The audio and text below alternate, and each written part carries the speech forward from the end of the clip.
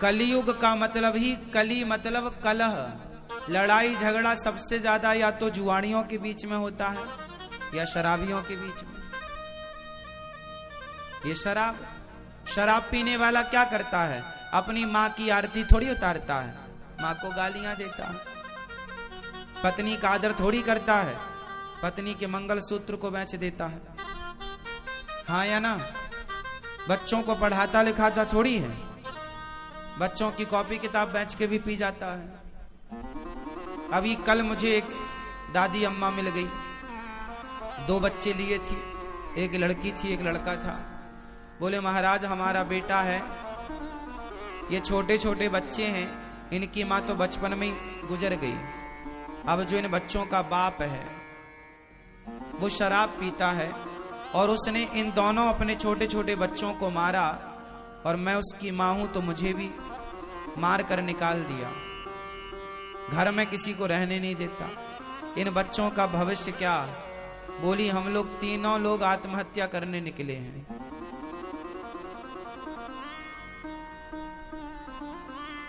शराबी इस तरह से प्रताड़ित करता है ना अपनी माँ को, अपने बच्चों को, अपनी पत्नी को। फिर मैंने माँ को समझाया कि माँ जैसे पढ़ाओ लिखाओ इन बच्चों को, आप समझदार हो, आपके जब तक हाथ पांव चल रहे हैं आप करो कुछ। आत्महत्या करना किसी समस्या का समाधान नहीं होता। समझाया, उसके बाद वो माँ चली गई। कहने का तात्पर्य तो यही हुआ कि शराबी अपने परिवार को कितना प्रताड़ित करता है, ये तो शराबी का परिवार ही जानता होगा। क्यों जी? शराबी की पत्नी कितनी दुखी है ये तो वही जान सकती है। जिसके पांव में विमाई फटी ही नहीं वो पीर पराई क्या जाने, और जिसने बेटी को जन्म दिया ही नहीं वो बेटी की विदाई क्या जाने। कई बार ऐसा होता है कि हम दूसरों का दुख नहीं जान पाते, दूसरा आदमी कितना दुखी है उसके दुख का हम अंदाजा भी नहीं लगा पाते। क्यों? तो शराब समाज को कितना दुखी करती है, बोलो हाँ। इसलिए आप लोगों से मेरी विनती हाथ जोड़कर है, मेरे नौजवान दोस्तों भाइयों से, शराब ना पिया करो। तुम्हारी पत्नी, तुम्हारे बच्चे, तुम्हारी माँ बड़ी दुखी रहती है। तुम तो पीकर नशे में पड़े हो, पर जो पत्नी तुम्हारे लिए अपनी माँ, अपना पिता, अपना परिवार छोड़े बैठी है, थोड़ी उसकी खुशी का भी तो ख्याल रखो। उन बच्चों का भी ख्याल रखो जो अभी छोटे हैं, जिनको पिता के प्यार की, माँ के प्यार की जरूरत है, शिक्षा की जरूरत है। एक शराबी हो जाए ना घर में तो पूरा परिवार प्रभावित होता है उस एक के कारण। बोलो हाँ। शराब बहुत भयंकर होती है, इसलिए शराब पीना चाहिए क्या? शराब अच्छी हो, यदि आपके हिसाब से शराब अच्छी है तो फिर अपने बच्चों को भी पिलाना, और शराब बुरी है तो हाथ जोड़ के कहता हूं आप कभी मत पीना, क्योंकि ये सब बर्बाद कर देती है। शराब सब कुछ बर्बाद कर देती है। आप कितने लोग इस बात के गवाह हैं कि शराब पीकर बर्बाद हो जाता है व्यक्ति? कितने लोग? हाथ उठा।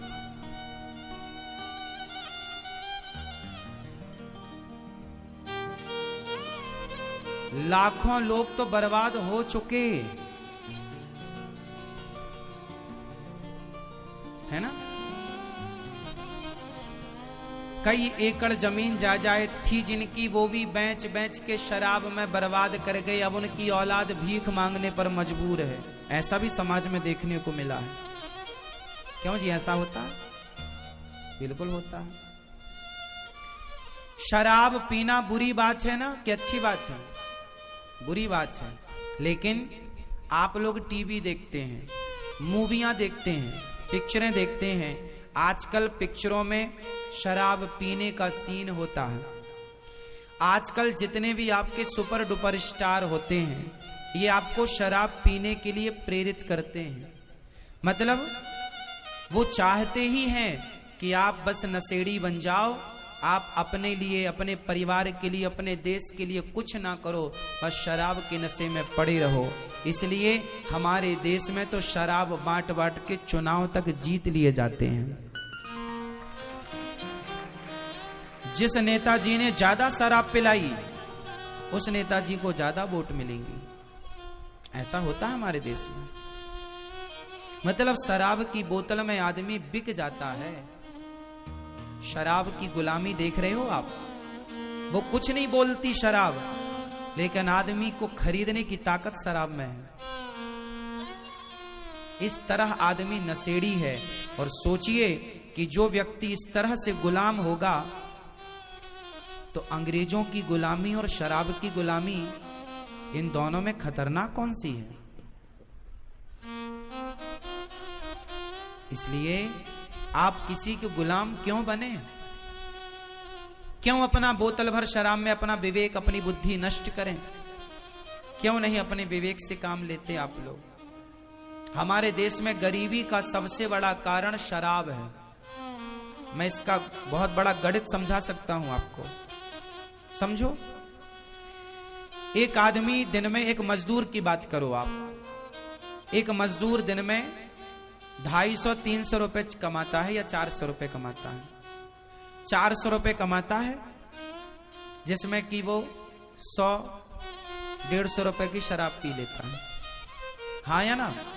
दिन भर काम करेगा, शाम को 300 रुपए या 400 रुपए मिलेगा, तो घर जाने के पहले एक बोतल वो शराब पी लेता है। और घर जाता है तो शराब के नशे में जाता है। सबकी बात नहीं कर रहा हूं मैं, कुछ लोगों की। अब उसको 100 रुपए की शराब यदि रोज पीता है, तो महीने के 3000 हुए कि नहीं? क्यों जी, हो गए क्या? गणित सही है हमारी? 30 दिन का कितना हुआ? 3000 हो गए क्या? हो गए। अब बताओ कि जो 3000 रुपए वो शराब में खर्च कर रहा है महीने में, 3000 वो अच्छे स्कूल को देता तो उसका बच्चा अच्छी शिक्षा प्राप्त कर पाता। उसके बच्चे को मजदूरी ना करनी पड़ती। वो मजदूर है, चलो कोई बात नहीं, पर अपने बच्चों को तो पढ़ा लिखा कर इतना योग्य बनाओ कि उन्हें किसी के द्वार पर हाथ ना फैलाना पड़े। तो खुद भी मजदूरी करता है और फिर शराब पी करके पैसे बर्बाद करता है। बीमार पड़ जाता है तो फिर बच्चों से कहता, अब तुम कमा कर लाओ। तो बच्चों को आपने ना पढ़ाया, ना योग्य बनाया, तो फिर वो मजदूरी ही करेंगे। तो उनके बच्चे फिर मजदूरी करने के लिए मजबूर होते हैं। फिर उनके साथ धीरे धीरे जब बाप शराब पी के ऐसा हुआ, तो उनके बच्चे भी फिर वो सोचते हैं हम भी शराब पिएं। इसलिए हमारे देश में गरीबी की जड़, यदि हर पिता पैसे कमाकर, मजदूर भी पैसे कमाकर यदि उसे सही जगह पर खर्च करे, अपने बच्चों की पढ़ाई लिखाई में, अपने लिए घर बनाए, अपनी जरूरतें पूरी करे और 2 पैसा बचा के अपने भविष्य के लिए रखे, तो बताओ गरीबी समाप्त हो जाएगी? उसकी होगी। भारत के प्रत्येक व्यक्ति की गरीबी जब मिटेगी, तब भारत देश की गरीबी मिट जाएगी। और इसके लिए आपको विचारवान होना पड़ेगा, पैसे का सदुपयोग करना पड़ेगा। शराब, आज बड़ी बड़ी पिक्चर बनाने वाले सुपर डुपर स्टार वो आपको शराबी बना रहे हैं। हमारे देश का दुर्भाग्य बताएं क्या है? दुर्भाग्य ये है मेरी मां कि आज यहां पर कोई अच्छी बात आपको बताए, आपके बच्चों को सही राह बताए, तो आप उसे कहते हैं कि ये ठग रहे हैं, लूट रहे हैं। और आपको कोई गलत बात बताए तो आप उनकी जय जयकार करते हुए उन्हें सुपर डुपर स्टार बना रहे हैं। अब देखो ना, आपके कितने सुपर डुपर स्टार ऐसे हैं जो गुटखे का प्रचार करते हैं, जो शराब का प्रचार करते हैं, जो जुए का प्रचार करते हैं, जंगली रमी ऐप डाउनलोड करा रहे हैं कि नहीं? वो जुए का प्रचार कर रहे हैं। कौन? आपके सुपर डुपर स्टार जो पिक्चर बनाने वाले लोग हैं, हाँ या ना? जुए का प्रचार कर रहे हैं ना? मैं किस किस का नाम लूं? नाम सबके पता है, पर क्या बताना आप समझ लो।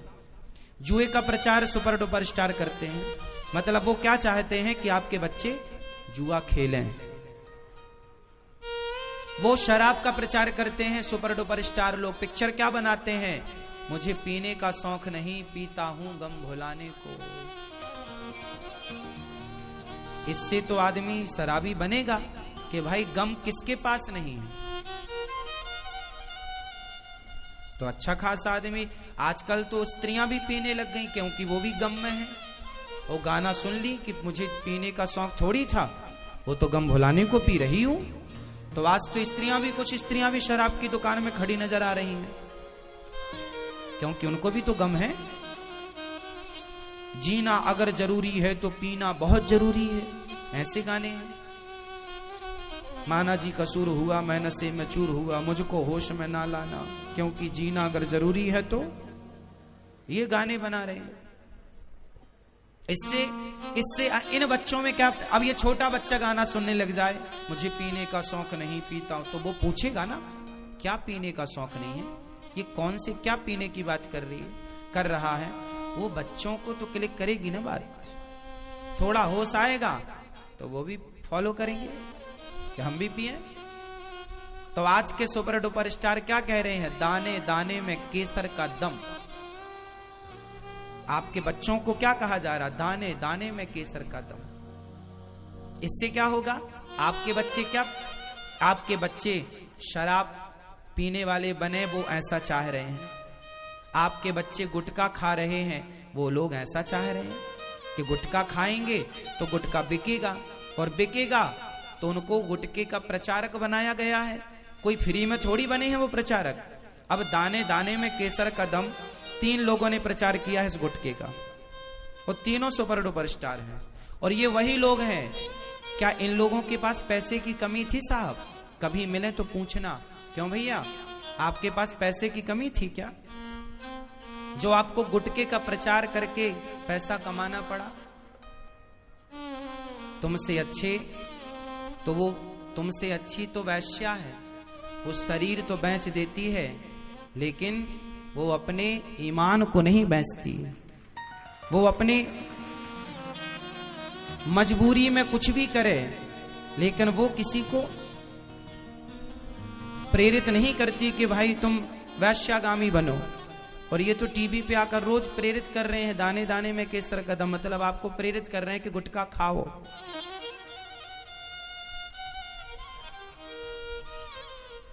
गुटखा खाओ, ऐसा बोल रहे हैं। इसलिए गुटखा, इन लोगों के पास पैसे की कमी नहीं है।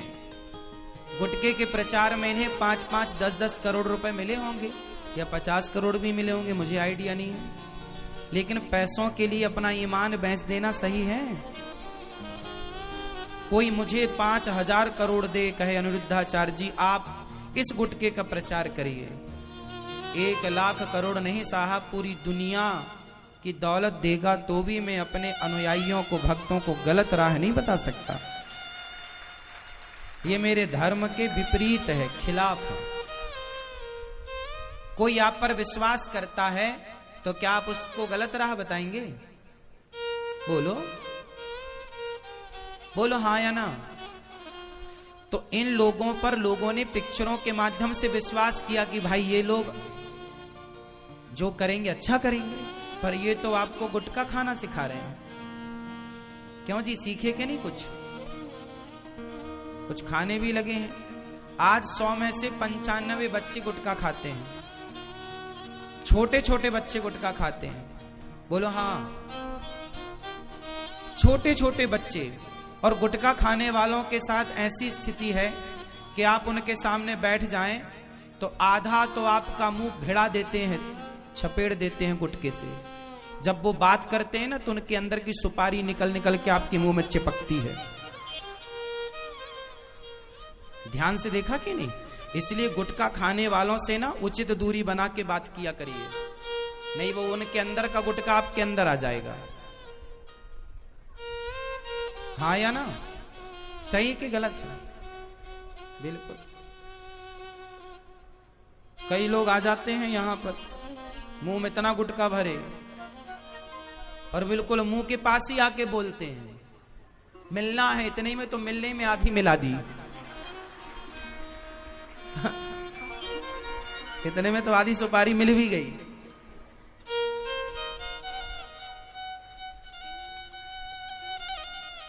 है ना? हमें तो गुटखा उटखा खाने वालों से डर लगता है। थोड़ा उचित दूरी से बात हो, इतनी दूरी कि उनके मुंह से सुपारी जो निकले बीच में ही गिर जाए, यहां तक ना आ पाए, इतनी दूरी मेंटेन करना पड़ती है। और गुटखा उटखा खाने वाले ना वो धीरे से बोलते हैं क्योंकि उनका अमृत टपक ना जाए नीचे, इसलिए वो फिर पास में आके बात करते हैं। है ना? वो नीचे मुंह करके बात नहीं कर सकते, ऐसे भरा है ना, ऐसे बात करेंगे नीचे मुंह तो टपक सकता है, कुछ अंश गिर जाएगा, हानि हो जाएगी, क्षति हो जाएगी कुछ हिस्से की। क्यों? और महापुरुषों के दांत बिल्कुल काले पाए जाते हैं। दांत देखिए आप, बिल्कुल काले या फिर लाल। कितनी दुर्दशा कर रखी है अपने मुंह की। भगवान ने कितना बढ़िया मुंह दिया है।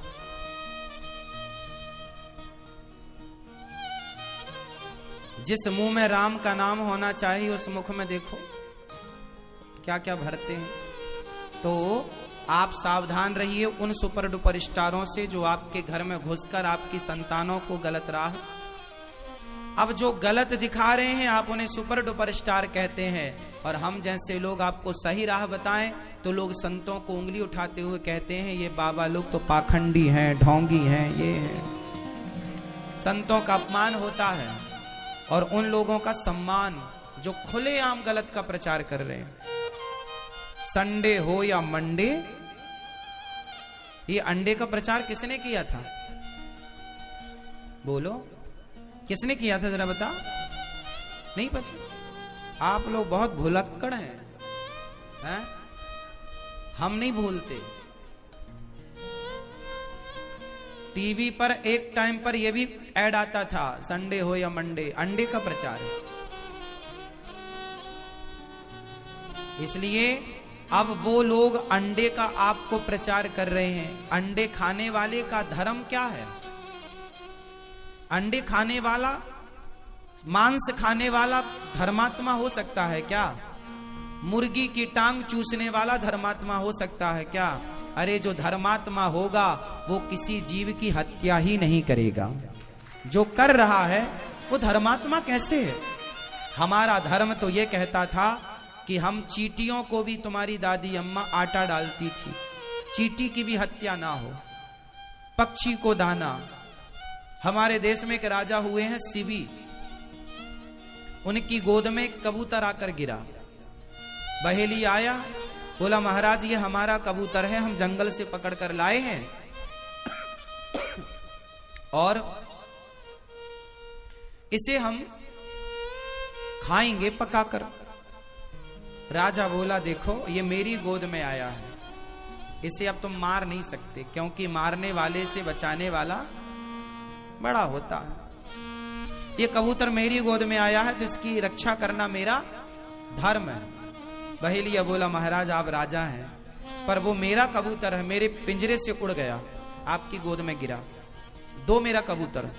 राजा बोले तुझे कबूतर का मांस चाहिए ना, मैं तुझे कबूतर के वजन का मांस दे दूं तो? हाँ हाँ चलेगा। अब आप कहां से मांस लाएंगे? राजा मांस लाने के लिए किसी को तो मारना पड़ेगा, आप किसी का भी लाएंगे तो मारना ही पड़ेगा। राजा बोले इतने धर्मात्मा राजा थे, बोले मैं किसी की हत्या नहीं करता, तो कहां से लाएंगे मांस? बोले मैं अपना दूंगा।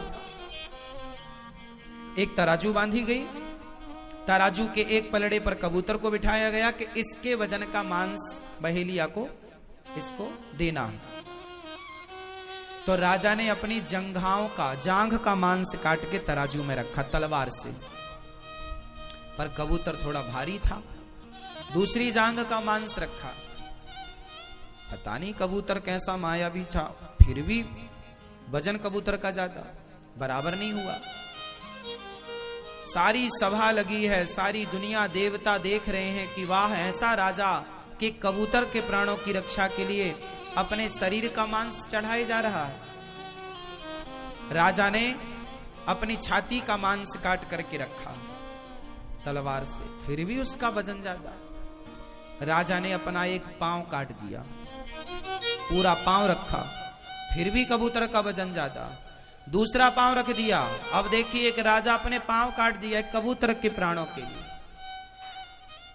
ये वो देश है। अंत में फिर भी कबूतर भारी, तो राजा ने अपनी गर्दन काटनी स्टार्ट की, तलवार अपनी गर्दन पर रखी और काटना चाहा, तब कबूतर से भगवान प्रकट हो गए। बस राजन, बस मैं तुम्हारी परीक्षा लेने के लिए कबूतर के रूप में आया। धन्य है तुम जैसे राजा, तुम जैसे दानी राजा, जिन्होंने एक पक्षी की रक्षा के लिए अपने आप को चढ़ा दिया। ऐसा देश है हम भारतीयों का कि हम किसी की हत्या करना ठीक नहीं समझते। क्यों जी? किसी को मारना, हम तो दुश्मन को मारना ठीक नहीं समझते। पृथ्वीराज चौहान ने मोहम्मद गौरी को पकड़ लिया, बंदी बना लिया, क्या मार नहीं सकते थे? पर दुश्मन को भी नहीं मारना, जा छोड़ दिया। ऐसे 17 बार पकड़ के छोड़ा। ऐसे दया हमारे यहां है। इसलिए जीव मात्र पर दया। आजकल ना लोग कुत्ते का मांस खाते हैं, कुत्ते को बिल्कुल गर्म पानी में डाल देते हैं, उबलते पानी में, जिंदा कुत्ते को उबलते पानी में डाल देते हैं। तो दोस्तों, इस वीडियो में दिया गया जानकारी अगर आप लोगों को अच्छा लगा होगा तो प्लीज़ इस वीडियो को शेयर और लाइक ज़रूर करें, और कमेंट बॉक्स में आप लोग राधे राधे गुरुजी अवश्य लिख देना। दोस्तों, कौन से स्टेट से यह वीडियो देख रहे हैं आप लोग कमेंट बॉक्स में ज़रूर बताइएगा, हम आपको रिप्लाई ज़रूर देंगे। तो मैं मिलता हूँ इसी प्रकार के किसी नई वीडियो में नई जानकारी के साथ।